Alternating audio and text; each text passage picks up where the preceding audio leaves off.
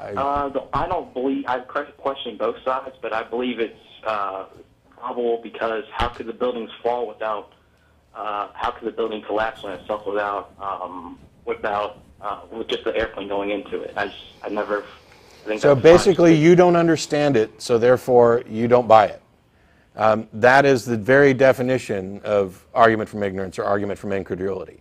I don't know what first of all, none of this has anything to do with atheism or any of the things that we would discuss on the show. It has to do with skepticism. It has to do with skepticism. We've pointed people to, for example, debunking911.com and other things before. But at this point, I have absolutely no interest in the subject.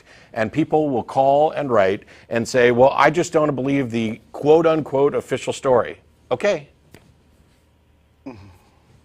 Fine. You're entitled. Okay. You're either going to believe or not believe whatever your conscience dictates based on the evidence. Until if your point is to try to convince other people of a conspiracy, then you actually need to present the evidence. In which case, let's evaluate it. I don't have any evidence. I'm just skeptical of all sides. Well, that's not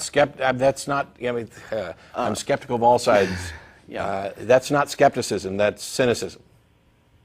Skepticism holds that you do not believe something or accept something until there's sufficient evidence. Now, you may be appropriately skeptical and just you don't have the requisite understanding to be able to assess the evidence and come to a conclusion. But in that case, you're not a conspiracy theorist. You're just undecided. Yeah. And if that's all you're doing, if you're honest enough to admit, well, I just don't have enough facts at hand to form an opinion one way or another, you should at least say that, and you shouldn't identify, because you'll give people the wrong impression of yourself by saying, oh, well, I kind of believe 9/11 truth claim. Well, because that's an entirely different, kettle of fish right there. There are structural engineers out there who have addressed some of the truther claims, and they'll explain how, yes, indeed, fire can melt steel. But until you have all the facts at hand, the wise thing to do, the properly skeptical thing to do, is not declare yourself to have committed one way or another. So I would just say, look at both sides and get that information from actual scientists and engineers and what have you who have addressed some of the claims of the 9/11 truth movement and really try to understand them. Otherwise, yeah. But thanks. But that's a skepticism question, not specifically an atheism question. Yeah, and the thing about it that baffles me is granted, Russell and I have been hard on conspiracy theorists in the past, and in particular, truthers. But if you go back, none of us were sitting here saying we support the quote-unquote official story and it's absolutely correct. All we were doing in any of those cases was saying, you're making a statement about what actually happened that you're not providing evidentiary support for, and we think that that's wrong. You're certainly not going to convince us. But. And we have, you can go ahead. We have heard from people who are 9/11 truthers who take the view that the official story should be denied or should be viewed with skepticism simply because it is the official story. Yeah. But that is an irrational basis to be a believer in the conspiracy theory version of events of that day. It does not follow that simply because something is the official story, it must be untrue. It must be a cover-up. Yeah. So as a reminder, the telephone number has changed. It's 512-472-2255. It's at the bottom of the screen. And after the show's over today, we'll be going to dinner, as normal, at Threadgill's, 301 West Riverside Drive. Any atheist or atheist-friendly person in the Austin area is welcome to come down and have dinner, drinks, or whatever. And that's true for most of our other events as well. May I bring something up really quickly? Certainly. Because we have had some emails from actually a few of our viewers about this, and so I think they make a good point. When we tell any of our callers that what you're doing is making an argument from ignorance, we're not saying you're stupid, you're ignorant. The argument from ignorance defines a specific logical fallacy, which is that because we do not have all of the facts, because we are ignorant of all of the facts, because we don't know the real answer, therefore, whatever I choose to believe, whether it's God or a conspiracy or this, that, or the other, is the logical fallback position. That's fallacious thinking, and that's what the argument from ignorance says. It's like two people are walking around and they see this strange little dot in the sky, and one guy says, what is that? And the other guy says, I have no idea what that is. And he says, oh, well, because you don't know what that is, it must be an alien spaceship. It must be a UFO from the Andromeda Galaxy. Yeah, Because you don't really know what it is logical to assume that that's what it is, because that's what I want to believe. That's the argument from ignorance. And That's what we mean. More specifically, argument from ignorance is you can't prove that this is wrong. Therefore, I am justified in believing. Yeah. And that's where the problems come in. Okay, so just so everyone knows that's what that means. Yeah. It isn't the argument from stupidity. Yeah. That's like Ray. Yeah. If you are stupid, we'll say that, but that's a whole different thing. We have Mohammed in Alexandria. How are you? Hello? Hello. Hello. Hi, am I on the air? You Yes, are. from the other end of the world. How are you? Hi, fine, thanks. How are you? Fine. I just wanted to say that I've been watching your show for a long time on YouTube, and I absolutely love it. I just can't believe that something like this is real. Like, we need something like this in the Middle East. Believe it. I mean, oh my God, how badly do we need something like this here? Well, I've been So to badly, Alexandria, but I'm not going to come back over there and set up the show there. You can set up a show there. Unfortunately, not a few hundreds. Can that actually be at all possible? Yeah, I just wanted to say what a great job you guys are doing. But Well, thank you. why are all the others who are calling you people who don't seem to do any research whatsoever? I've been looking on YouTube for people with very good arguments for the existence of God, and there indeed are. Well, there's some good arguments. One of my favorite arguments is the argument from reason. Have you heard? Are you familiar with this argument? Sure. It's also argument what of we've been reason. talking about before, which would be the transcendental argument for the existence of God, which builds up from the fact that there is reason and logical absolutes too. There must have been some author of this. Well, I believe that reason and rationality and all that can be perfectly explained using evolution, Sure. and nothing more than that.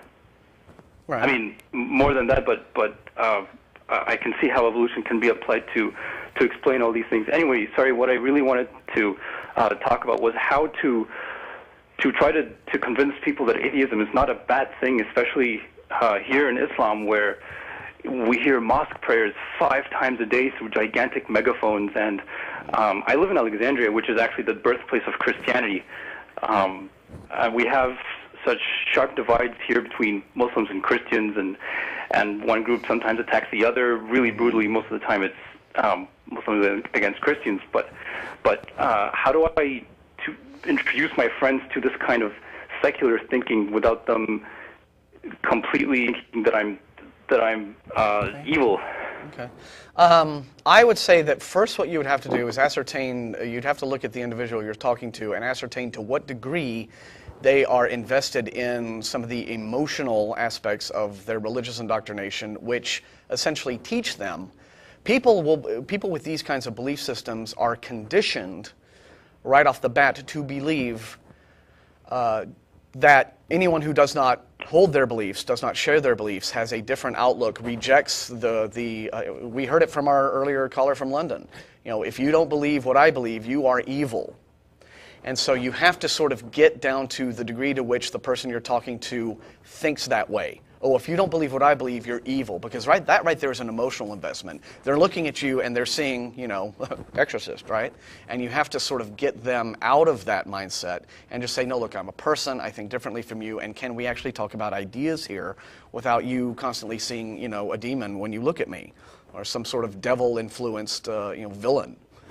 So that is kind of what you have to get around, that there is the whole emotional and sort of gut instinct aspect of religious indoctrination that supersedes and clouds the reasoning faculty. And so this is why you have these horrible religious differences. This is why you have Christians and Muslims and Jews just, you know, going at it like this, because they don't see the other groups as human beings. They see them as, you know, devils and apostates and sinners and people deserving of retribution, and not as other human beings. And so that's what you got to get around first. Well, in the case of Islam, I don't know how familiar you are with our principles, but Muslims see Jews and Christians as previous receivers of the revelation of that same God that came down to us. So basically what Islam is doing is like, it's saying, oh yeah, all your prophets, the Jew prophets, are all part of our faith. Muhammad was preaching the same message we did. So Islam has this brilliant cover-up to allow itself to monopolize the monotheistic faith. And the Prophet Muhammad is very famous for saying, "I am the last prophet." And so, like, I don't know what to tell people. I want to know, if I can become an atheist, why can't other people? For me, it was just a matter of reading and thinking about it. It was just thinking about it, like, why on earth would God choose Arabic of all possible human languages? And why would God choose that time and that place? Do people not think about these things? That the same God that created the galaxy, the Andromeda galaxy, the color purple, and all this, he speaks in rhymes. He speaks Arabic. He has good Arabic spelling. I just don't get it. I don't know how somebody could eat up the possibility that God wrote a book. And evidently, before that, he was inspiring in Aramaic, and then before that in Hebrew. I think if you spend a lot of time focusing on how you manage to escape, you can find some clues, at least, to what sort of arguments you might want to make. But this idea that Islam is somehow protected because it manages to fold in these previous two Abrahamic traditions is just kind of nonsense. It's kind of surface theology, in much the same way that you could say Christianity is Judaism 2.0. It is and it isn't, and there's a reason why Jews don't accept that Jesus was God, that he wasn't the Messiah, that he didn't fulfill prophecy. And when people in theological circles actually start talking about this, now you can get somewhere. But meanwhile, you've got Christians charging on ahead saying, oh, no, he fulfilled every single prophecy, every prophecy's come true, this is all good, he's definitely God. The Jews just somehow haven't managed to see it, God love them, and they got their own deal with God, and we'll work that out later. And then the Muslims say, oh, yes, and it was all right, and Jesus was a prophet. It's clear in the New Testament tradition that Jesus wasn't a prophet. He's not portrayed as a prophet. He's portrayed as divine. As the Son. As divine, as being God. Now, if Islam comes out and says that Jesus was a prophet, that's the only way that is being accommodating is at like the kindergarten level of theology. It's actually an affront. It should be an affront to Christians who think that Jesus is divine for Muslims to be saying, oh, he's just a prophet. And it should be an affront to Muslims who think he was a prophet for Christians to be saying that Jesus is divine. And I think that's in some areas that's a significant point of contention. And yet, somehow or another, we have people who have managed to adopt either religion out of the other because they think they're somehow connected. It's because people don't seem to know very much about what it is that they believe or why, what it is these religions say. No, a lot of people have no clue, have zero clue about what their people say. A lot of Muslims have never read the Quran from beginning to end, and even the ones that do, they don't understand it. This kind of Arabic is really old. I mean, the Arabic we speak today, every day, is modern, standardized Arabic and dialects and colloquialisms and all that. The language of the Quran is ancient, absolutely ancient. And modern students in English classes aren't going to understand Shakespeare without guidance. Mm-hmm. I mean, that we're talking about just how much English has changed in a handful of years. Exactly, just the idioms and everything. Yeah. It's completely different. And to answer your question about why do people think that they always think that God would speak in their language and have their language? You have to remember, when you think of it in terms of that, to each believer, what God really is an idealized projection of the believer's self-image that they have projected onto the universe as a whole. Then it's easier to understand why they think that way.